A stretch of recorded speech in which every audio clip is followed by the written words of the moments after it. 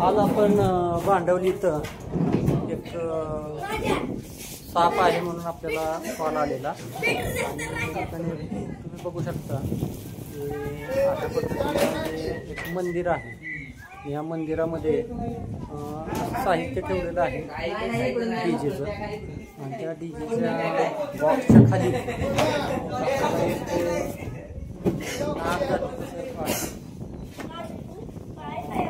खाली एकदम कमी अंतर आहे. इथं पाहू शकता तुम्ही खूपच कमी अंतर आहे आणि त्याच्या खाली नाग दडलेला आहे.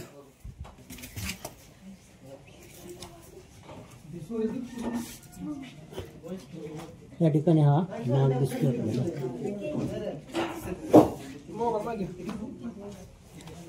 तर आपण आता ह्याला रेस्क्यू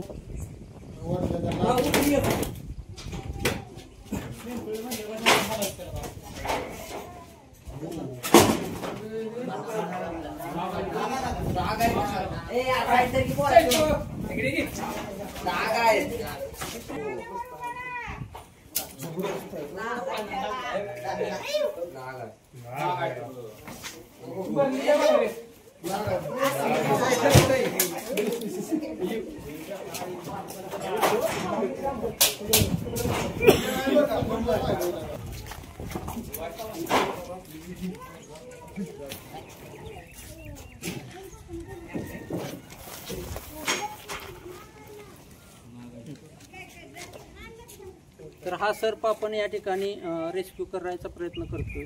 आता आपण याला थोड्याच वेळात एका बर्नीमध्ये पॅक करून मुक्त वातावरणामध्ये सोडायचं काम करणार आहे. अशा प्रकारे कुणीही कॉपी करायचा प्रयत्न करायचा नाही. त्यासाठी एक प्रशिक्षण घेणं गरजेचं आहे आणि बिगर प्रशिक्षण घेता कुणीही अशा पद्धतीचं कोणत्याही सर्पाला पकडण्याचा प्रयत्न करायचा नाही. आणि जर कोणी हा पकडण्याचा प्रयत्न केला तर जीवास धोका होऊ शकतो. आपल्या शेजारी कुठेही सर्प आढळला तर सर्प मित्राला बोलवायचं काम करायचं आहे आणि तो मुक्त वातावरणामध्ये न मारता सर्प सोडून द्यायचं काम करायचं आहे.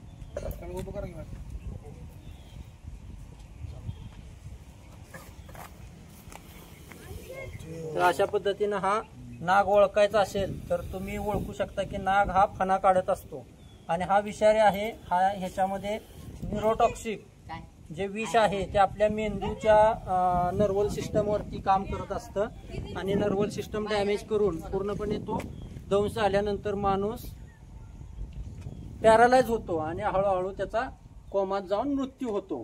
तर अशा पद्धतीचा सर्प कुठेही आढळला तर त्याच्यापासून आपण लांब राहायचं काम करायचं आहे. घ्या बरं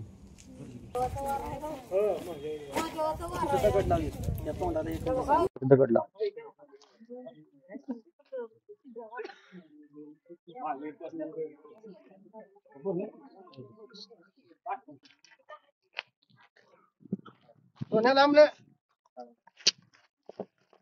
अरे तिकडच्या बाजूला घासून लावा सोन्या. उभा उभा उभा.